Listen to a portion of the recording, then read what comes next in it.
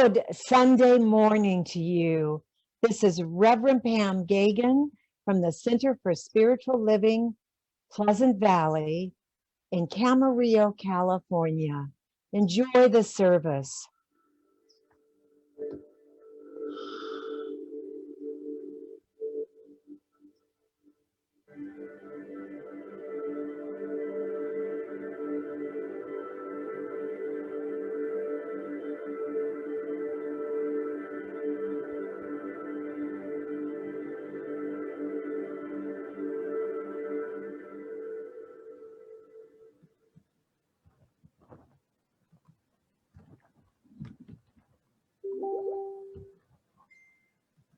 Thank you for being with us today. It is my honor to once again welcome you back and let you know who is going to be on today.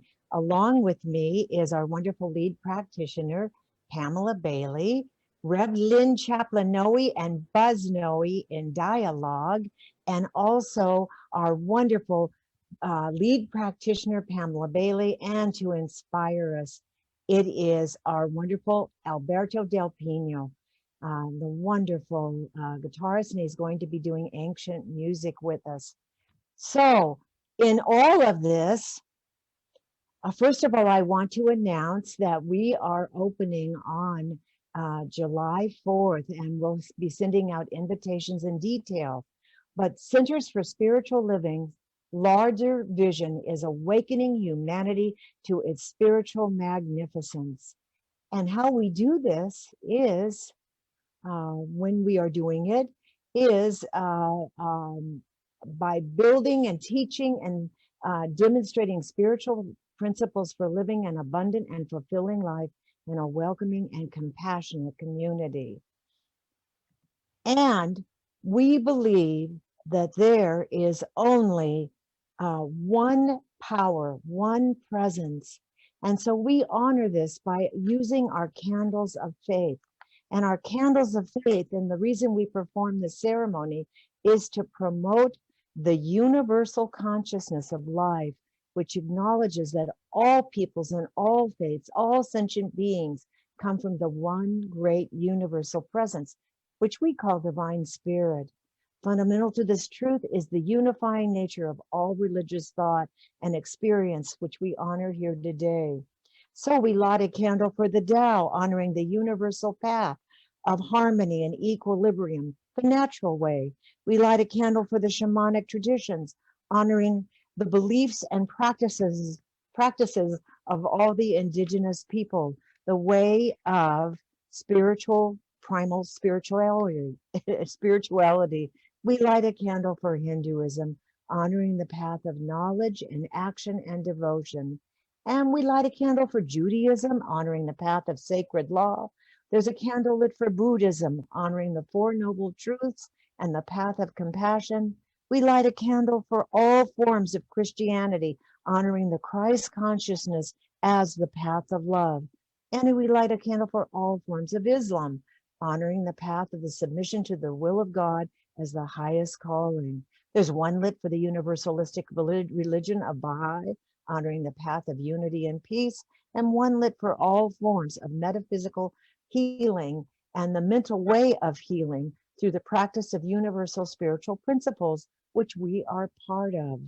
And there's one lit for all those who are yet unaware of the power and presence of the Spirit in their lives, and for the space that we are holding for them at the center of all religions, unnamed in the ceremony, which we call love.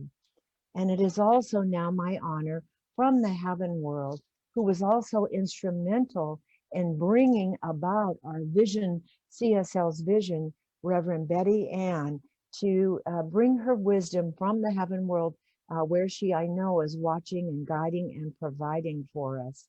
Spirit may be revealed in ways I do not fully understand.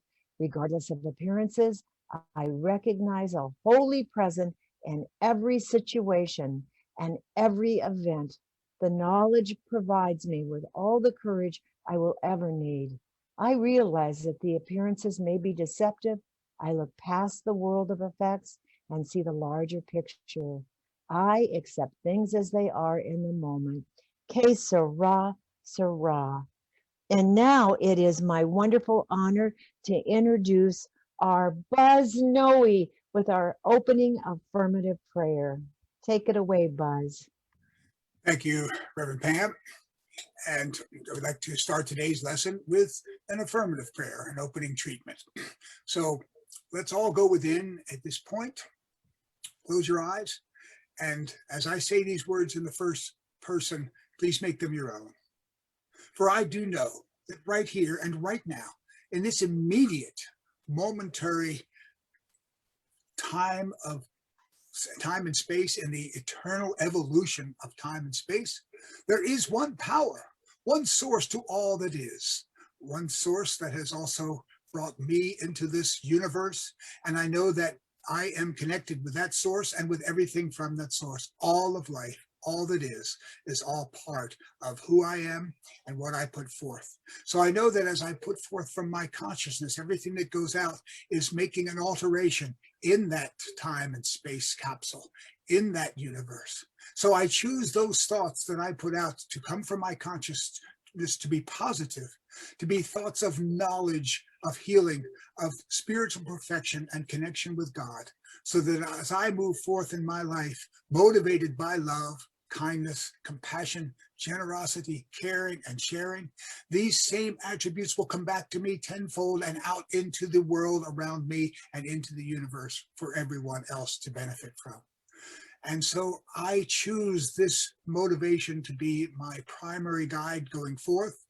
And Lynn and I will be talking soon about how this can manifest itself in your life and in everything around you. And I thank God for the awareness of this connection, of this ability to create my life and my perfection. And I send these words of divine perfection forth into the oneness that is God to take care of the details of the universe and of life around me, while I continue to move forward with my primary motivation to be love and enjoying life as it comes to me in all of its ways and all of its means. And I release these words into the divine oneness that is God, knowing that these details will be easy to take care of out of the infinite power that God has, while I continue to enjoy my life in every way. And together we can close by saying in unison, and so it is. And so it is. I thank you all for being here, and my pleasure to introduce our musical inspiration of the day, Alberto Del Pino. Thank you, Buzz. Thank you. My choice of music for today, as Reverend Pam told you before, is ancient music. And the first song that I'm going to play, it's a song written by an anonymous in 15th century Italy. And it's called Vaghe bellezze et bionde trecce d'oro, which in Italian means my love has long golden hair.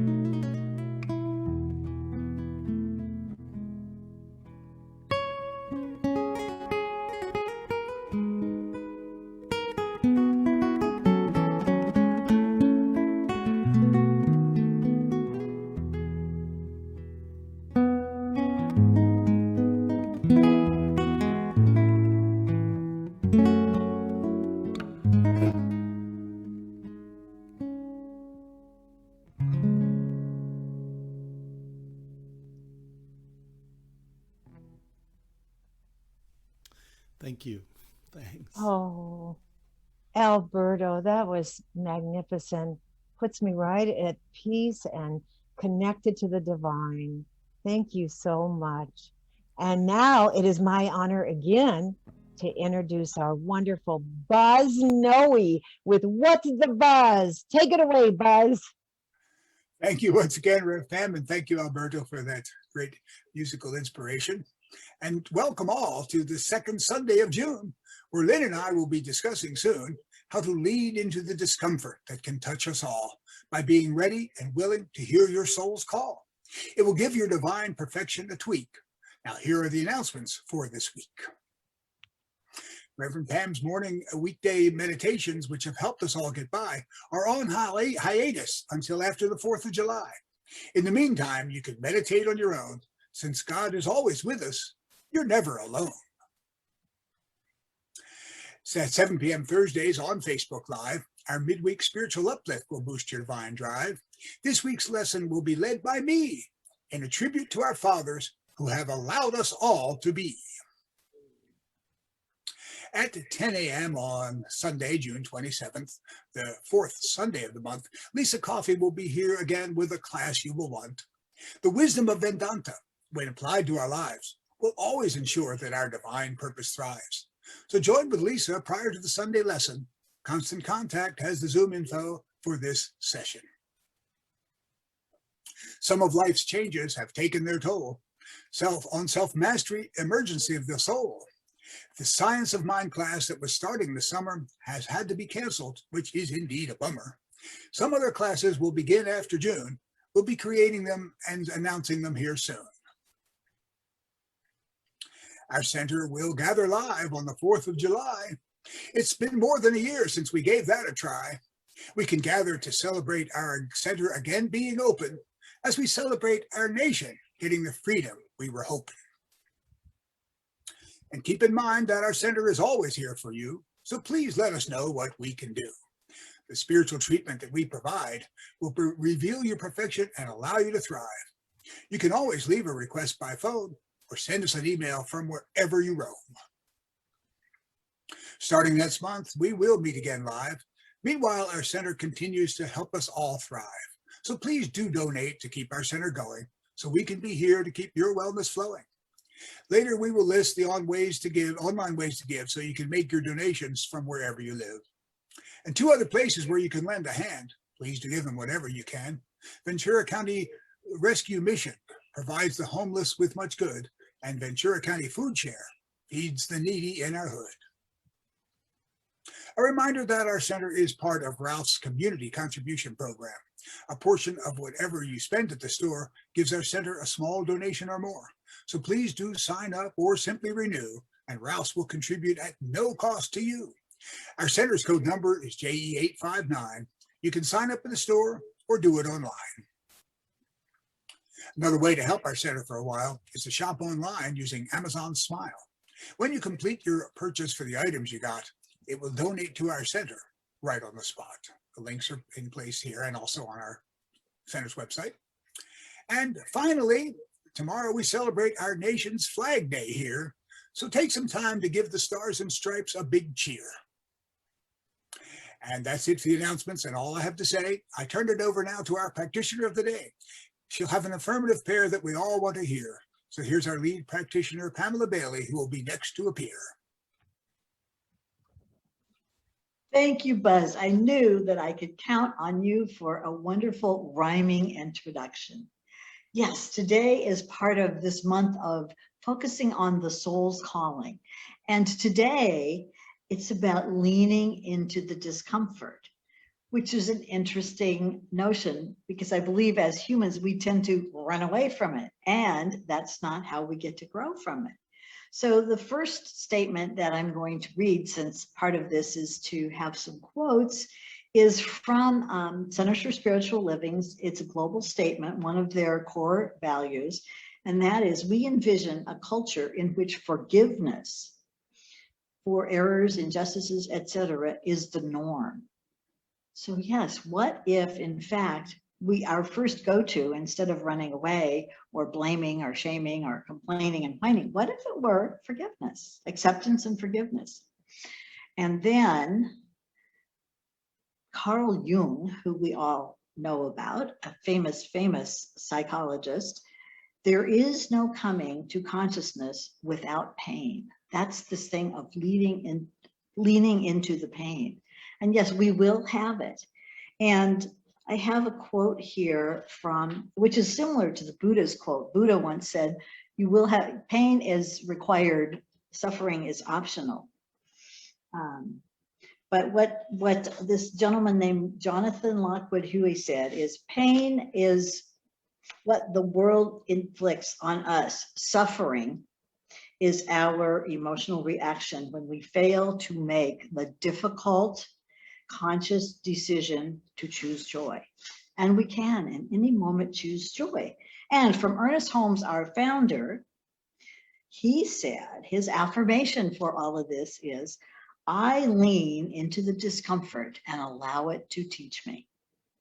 So with that thought, let us once again go into an affirmative prayer and assume the position that works for you, to be comfortable and to be at peace. And just take a deep breath, close your eyes, uncross your legs, whatever it is. And in this place, I am in that presence of God. I always am in that presence of God. And that presence of God is peace. It is who I am. It is joy. It is love.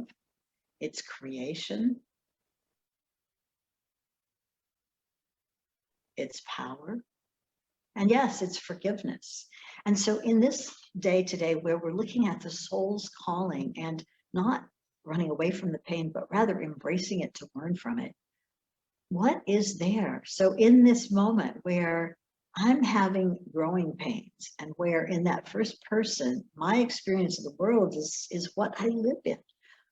And those growing pains, I'm calling this pain growing pains, because when our beingness has grown beyond the form in which we were living, whatever it may be, physical, it could be emotional, it could be financial, whatever it is, moving to the new is sometimes uncomfortable, or sometimes has breakups, leaving people, ideas, places behind.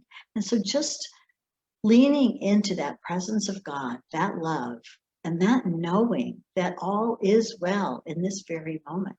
So today, as we listen to Buzz and Lynn, who will have a wonderful conversation about leaning into the pain, let us know that the pain has a purpose. That pain has its essential purpose is for me, for us to grow. So knowing that it is there to embrace and bring into ourselves, and to allow it to have its way with us, and to allow the releasing of that which is no longer appropriate. And so in that moment, in this moment, in a moment of pain, I look and I say, yes, I'm ready to move forward. Yes, I'm ready to embrace the new. And yes, I'm willing to tolerate discomfort. And yes, if there's something to forgive, I'm willing, because I don't want to be carrying that along with me. So in this wonderful place of choosing, of forgiving, of knowing, and knowing that there is a higher truth to all of it, and being at peace in that, I now release this treatment with great gratitude, knowing it is already unfolding this very moment. And please join me in saying, and so it is. And now I have the pleasure of introducing our wonderful Alberto Del Pino again with some beautiful ancient music. Thank you. Thank you, Pamela. So here we go again with another ancient song. Now this is called The Canaries, and it's originally this song is from Scotland, from the 16th century Scotland, and it's an anonymous again that wrote it. But it's funny how the canary was originally a, a dance that was a Renaissance dance that started in the Canary Islands, and it was an indigenous dance and a song, and then eventually became popular in Europe, all over Europe, in the late 16th century. And there's many canaries songs that were written at the time, and this is just one of them, and in my opinion is the best that was written. And it's a song that was supposed to be danced as the original indigenous dance of the Canary Islands. And the funny thing is that all these canary songs were written all over Europe, and it didn't have anything to do anymore with the Canary Island. But this one, for example, was written in Scotland. And it's kind of funny when you think that an indigenous song from almost Africa, because that's where the Canary Islands are, gets transposed into a Scottish song. But that tells you how universal music is. Even at that time, despite the fact that they didn't have all the technology that we do have today, but still, music from Africa could travel back to Scotland and then made their own music. And so here's the canary.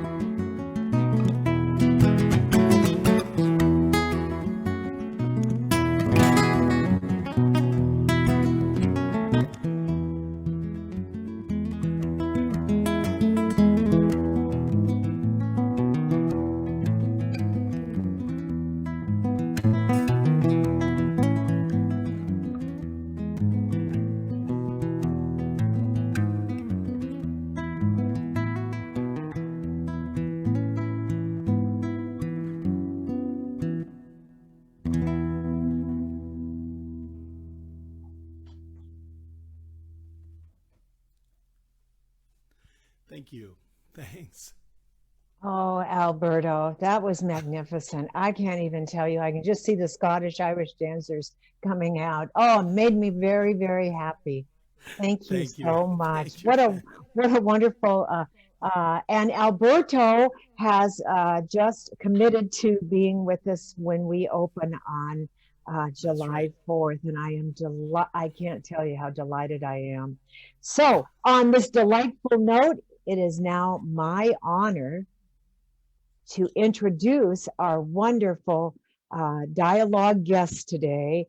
Some that if you're a fan of ours, you'll know them well, and you'll know them even better after today. We have Lynn Chaplin-Noe and Buzz Noe. Welcome. Thanks, Rev Pam. Thank you. Yeah, I was feeling that Scots Irish was coming out on me. I was like dancing. That was beautiful, Alberto. Thank you.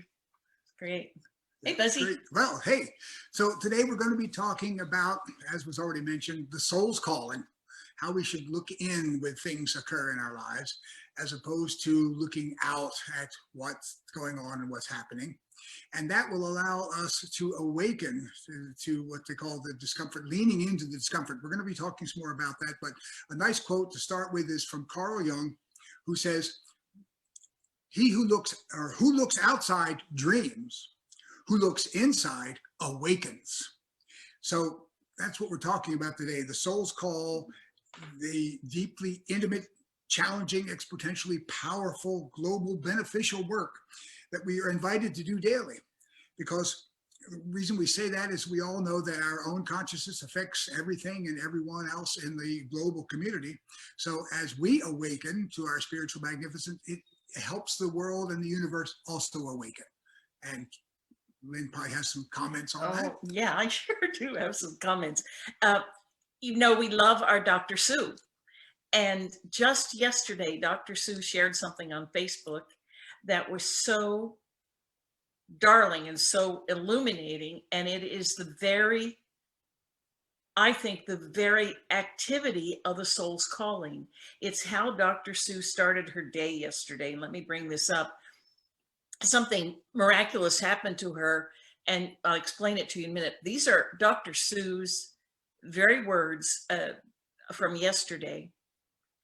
Usual morning ritual observed today. Groggily awake, bathroom, sit back up in bed and meditate daily readings, journaling, life-affirming prayer for being awake to the fuller and freer expression of my soul mission this day. That's Dr. Sue and how she begins her day. Shades up, balcony doors open. I step out, stretch, deep breathe, and immediately my attention turns to what now sits on my patio chair. No apparent nests anywhere in the eaves or on the roof. I turn away, and from higher than I was looking, a single bird swoops down and away, not to be seen since. Never one to ignore the metaphor and deeper internal message. I get the egg, evolving new life. There was an egg, a bird's egg on her patio chair, a single bird's egg. And she says, I get the egg, evolving new life, change, growth, and hidden invisible mystery on this journey into visibility. Alas, no, see page 45 in your Universal Life Manual for full directions to follow under their circumstances. So I apply patience and faith, waiting for Mama Bird to come reclaim what is hers. Or is it now mine as a reminder to keep moving, growing, and cracking through my human shell of fear and resistance? God is, I am, lovely blessings galore. That is our lesson today. This is spiritual practice. This is a human, a divine creature that wakes up every morning and has a practice, her spiritual practice. And then she allows life to speak to her. She allows her life, what is going on around her, to inform her. And then she sees, as she goes into, perhaps it is hers, to see her own fear and resistance. And that's what we're talking about today, fear and resistance. It's ego. We know that's ego. But listen to how she accepts everything as a gift. This to me was the entire lesson for today. I know there's a lot for us to talk about pain and leaning into the pain and discomfort. And if we allow the knowledge that pain is there for us, there's a lesson in the pain, and it's life speaking to us. When we lean into that instead of resisting it, we're open for spiritual growth. Period. So thank you, Dr. Sue, for giving me a wonderful lesson this morning. What do you have to say, Buzzy? Well, it's so valid. Yeah. And if anyone's going to give us a message of inspiration on how to get by in our lives, it's Dr. Sue, who always has that for us.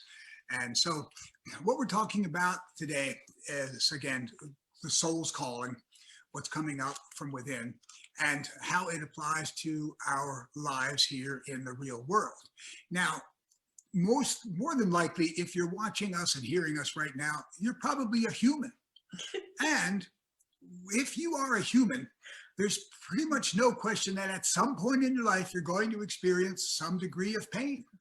You might trip, hurt your knee, sprain your ankle, or put your finger in the wrong way and hurt your finger. These little physical pains will manifest in our lives because that's what humans do.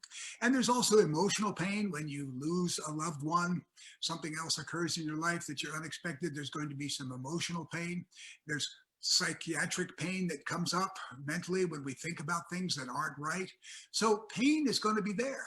What we're talking about today is how do we react from that pain? How do we go through it? How do we move on? And that's what we're talking about, the soul's calling.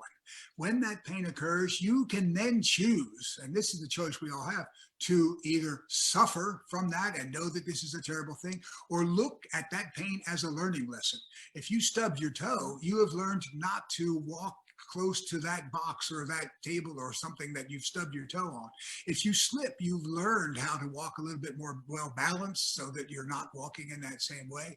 So if you look at that pain that you encounter and look for the lesson to be learned and how it can move you forward, it's going to really get you a lot further than dealing with the suffering and focusing on that. And that's the soul's calling. I just remembered Daniel, Daniel who plays the qirh for us on some of our services, put a hairpin in a light socket. And he's now 50 years old. So he has learned since not to put a hairpin in a light socket. But those are the lessons that we learn. And if we see them as lessons and not as punishment, then we move forward. I love this quote.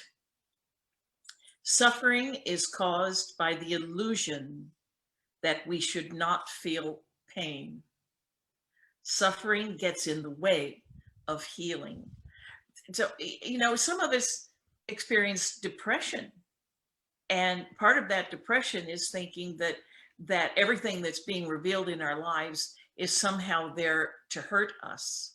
And it's there to grow us. It's there to grow us. And part of that process is forgiveness. Forgiveness is big. It's huge.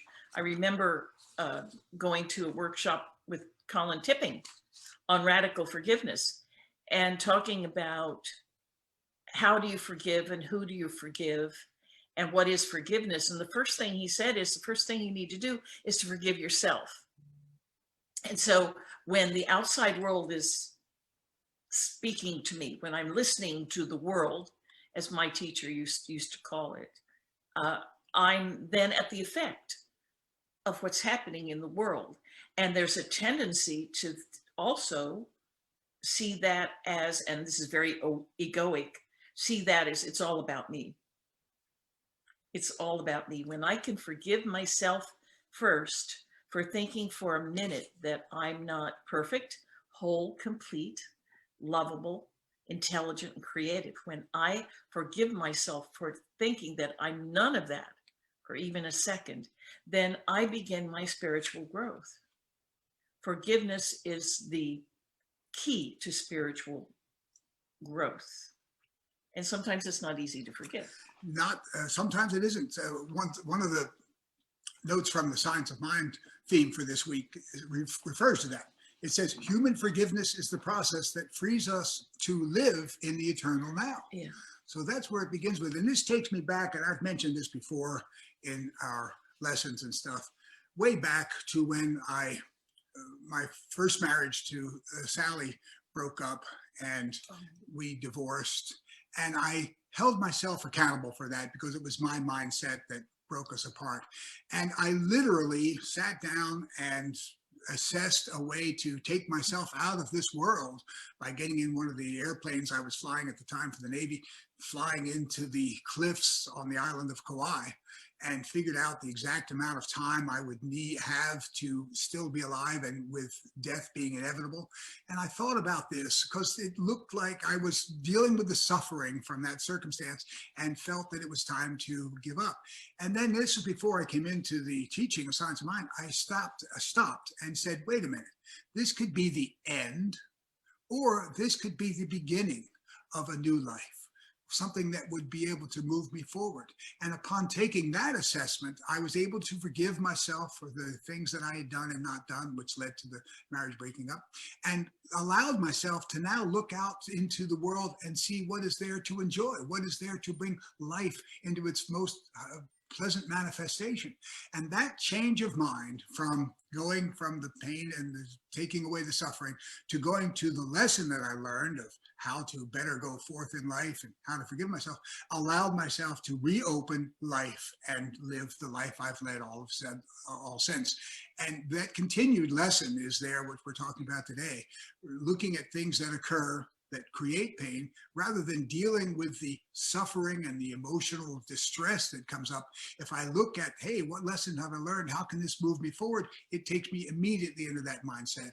And it has brought me all through this with a positive mindset, and continues forth today. Now, this before the teaching, this before we both came into this teaching in 1997. So that's a really brave thing for you to say, Buzz, to just, and that speaks to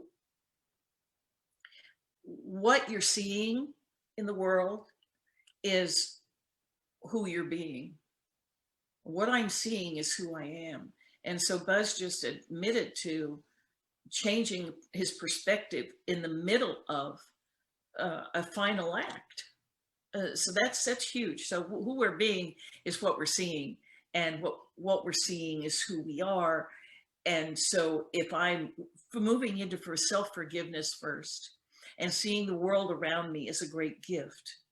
And our teacher used to say this, when the worst things happen, and this is also what Reverend Betty Ann says, my life is unfolding perfectly no matter what. And the no matter what is the appearance, it's the outside world, it's what's coming in, and we're bombarded with so much. And our teacher used to say, well, where's the gift?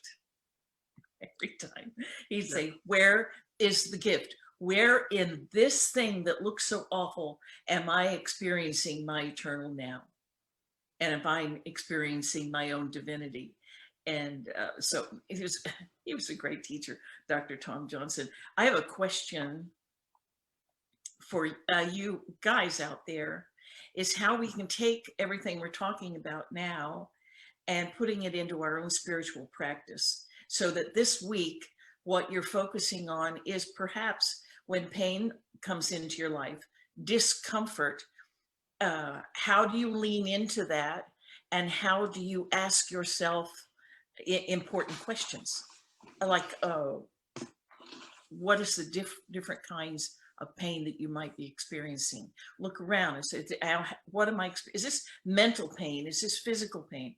What kinds of pain are coming into your life? And what is a higher idea of that pain? If I lean into it and say, how am I being guided through this? Because you have to go through it to get through it, right? And so how am I going through this? How am I leaning into this? Where's the lesson? Where is the gift? And what are some of the ways that you might forgive yourself? How do you forgive yourself? How do you say that? How do you put it into your spiritual practice? Like Dr. Seuss' spiritual practice every morning begins with gratitude. Is that a way of self-forgiveness, of turning everything into something about which you're terribly grateful? I'm grateful for you.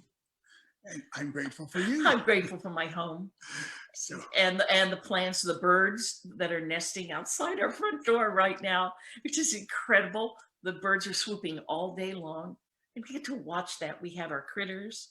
I'm grateful, and in this gratitude, I begin to see how I'm a gift to the universe too. So it's a form of self-forgiveness to go into the gratitude, and journal. Do your journal. absolutely. Yeah. And we've mentioned this before, but if something great is going on in your life, and you see that, it's easy then to express gratitude. Hey, thank you, God, for this wonderful thing. What I've discovered, and this is a good lesson, if you go forth with that gratitude, regardless of the circumstances, if you look at expressing gratitude for life as it is, the blessing that life is providing will more readily be revealed.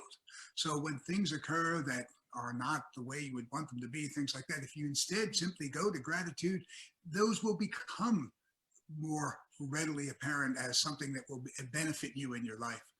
And you It mentioned expands. it expands. Yeah, yeah, yeah. And you mentioned Dr. Tom, and one of the things that he expressed early on this, and we've mentioned this before, called divine postponement, because he referenced the fact that you're stuck in a traffic jam and you can go, oh, this is terrible, this is awful.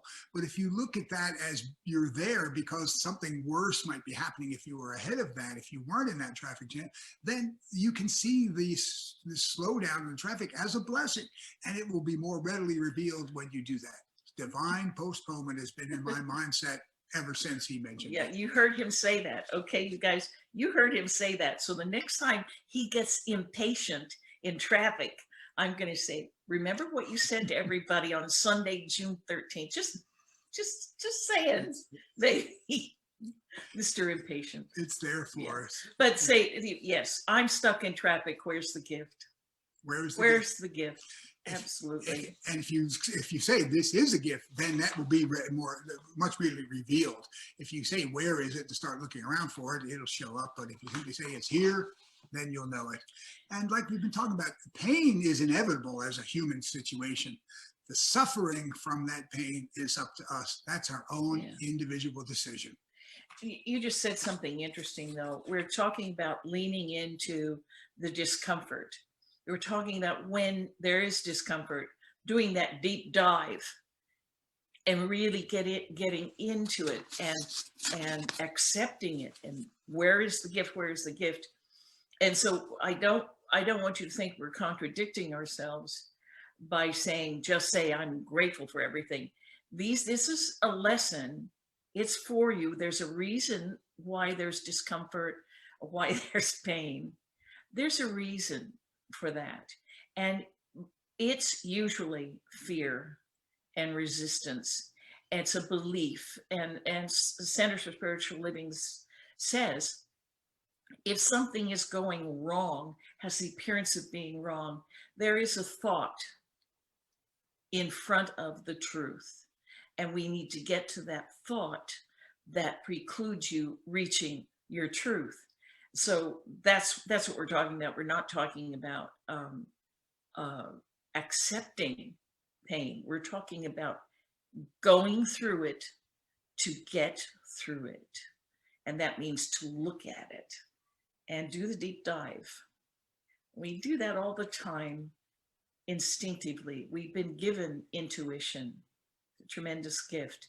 We follow our intuition that tells you, go a little bit further, lean into the pain. Where is the gift? Where is the lesson? And you've been given that gift. So if you can put some of these things into your practice this week, we'll feel like we've done a good job, right, honey? Yes. Yeah. And we've done quite a bit of research on this aspect of life. The fact that if you experience this pain, emotional, psychological, physical, if you take that view of leaning into it, seeing what's there, seeing the lesson to be learned, and knowing that it's going to be providing a blessing. Not only does it change your mindset, but it actually adds to your physical healing. You'll get past the pain physically. It adds to your emotional well-being, so you'll get past that emotional pain. So it not only manifests a goodness in your life, but it can actually alter your cellular structure, your mental structure, to bring forth the healing that you would want in your life that much more readily. It's a great lesson. You said something great there. In the very beginning, Rev Pam said, awakening humanity to its spiritual magnificence. And that's how you do it. You change your thinking, change your life, which is what Dr. Holmes said. So this is how the world awakens to its magnificence, is if each of us is willing to go toward that pain, go through it, get through it, and change your thinking, move yourself up, and keep spiraling up in your understanding of your divine self. That's how the world awakens, and it's doing that right now. The world wants to, and I think that's why there is so much discomfort in the world around us. There is this divine dissatisfaction that we're now seeing, that it's time for us to awaken to our spiritual magnificence. That's how it changes. And that's what this teaching is about. It changed our lives in 1997. So I hope you guys enjoyed what we had to say today, because this meant a lot to us. It's changed our life, and we hope that we've helped you move into your week with some new ideas. And we love you very, very much. And now it's time for us to introduce, is it Alberto time again? Yes. Yes, it is. We're going to bring in Alberto again. And we'd like to close simply by saying, once again, keep in mind that as you heal and cure yourself from your own suffering, you're bringing that out and making the world a better place at the same time. What we do is going forth in everything that we're connected with. So there's the lesson. And now it's our pleasure to bring forth Alberto Del Pino. Yay. Thank you, guys. Thank you. It was so inspiring what you just talked about, and you know, it's in a way it's very appropriate, the choice of my last song for today, which is it's a German song from the 13th century. Now, it's so common when I talk about ancient music with, you know, people on the street or wherever. They say, well, that's kind of dated. Well, yes, it is, but it's also so universal. And once you hear this song, you will know what I mean by that. Now, this is a song, it's called Läubere Riesen, which in ancient German means the trees are falling from the leaves are falling from the trees. And it's really a song about the winter bringing cold and in a way death, and opposed to the spring, and that brings love and life. And this song was written by a prince, Prince Václav II, who was the last Slavic ruler of the Danish Principality, which at the time was not Denmark but was Germany. And like many other royalties, this prince was a minnesinger, meaning a troubadour or a trouveur, whatever you want to call it. And he would write, like many others, poems and then put them in music. And this is one of the first German troubadours that we know of. And this song is from 1268. So we're talking about many, many years ago, like 700, no more, 800, almost 800 years ago. And but I'm gonna read to you the poem that this Prince Václav II wrote, and then I'm gonna play the music. So the leaves blow from the trees deep in the valley. Barren are the branches. Flowers die away. All the wreaths that decorated the circle dance are withered. Winter stares at the tree roots with an icy frost. Solemnly, I will grieve. With this in mind, come, lovely dreams, bring winter warm comfort. New joy will come. Let us welcome 1,000 joys this hour, more than May can bring. Roses sprout on the red lips of women. Let us sing, but winter's rage is upon their faces. Every sense sprinkled in fragrance, they have a reason. I do not know of a greater joy than when I rejoice in love.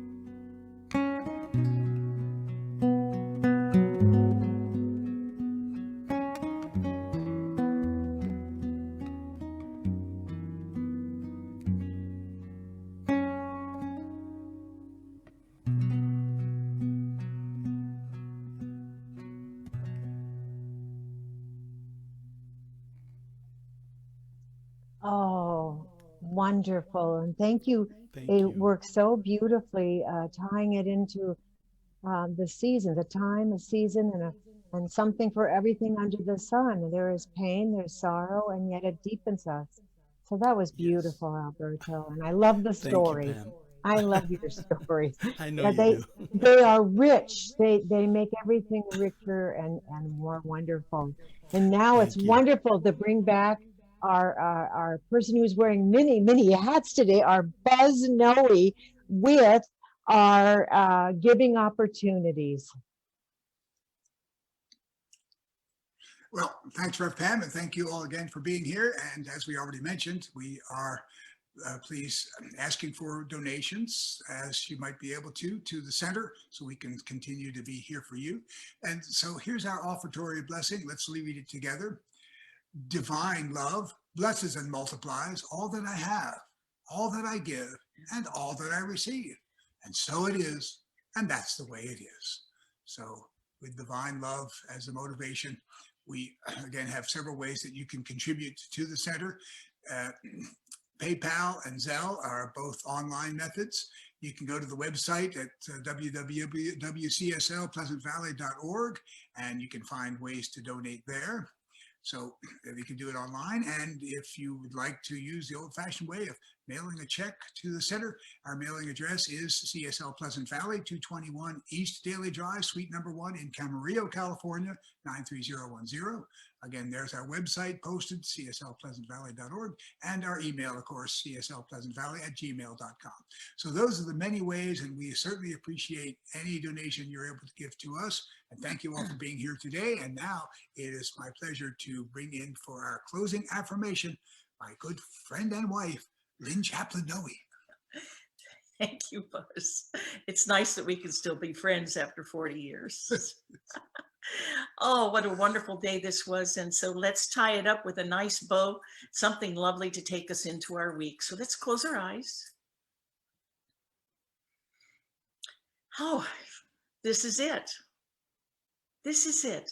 As I close my eyes, I'm instantly aware of a presence, a loving, intelligent, creative, generous, magnanimous presence. And it is this presence, the presence of God, that is what guides my life. This is my life speaking to me, God as me. Everything revealed in my life is a gift.